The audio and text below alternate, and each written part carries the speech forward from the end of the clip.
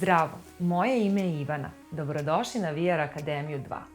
U ovoj epizodi daćemo vam nekoliko korisnih informacija o tome kako možete što bolje da targetirate svoju ciljnu grupu. Kada naručujete reklamu za Instagram i određujete ciljnu grupu dok pravite reklamu, morate početi od nekud. Razmislite o tome kakve ljude želite da privučete, kakav vam je vizual, da li koristite dobre ključne reči u biografiji, da li pratite adekvatne hashtagove. Gledajte na vaš profil kao na galeriju koju vaša ciljna grupa treba da razgleda ili kao neku vrstu virtualnog izgleda prodavnice. Uredite svoj profil tako da vašoj željenoj ciljnoj grupi bude što jasnije koja je filozofija vašeg biznisa.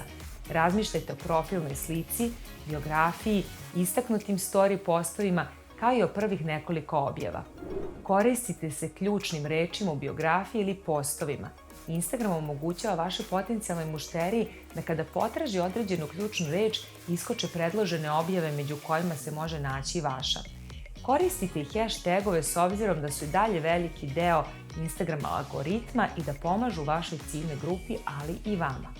Možete pratiti hashtagove koje ste izdvojili i praviti interakciju ili analizirati potencijalne mušterije.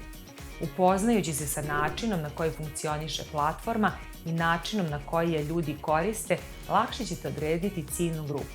Zapamtite da se Instagram bazira najviše na vizualnom sadržaju, zato se potrudite da ostavite jak vizualni trag i uskladite ključne reči i hashtagove radi postizanja što boljih rezultata.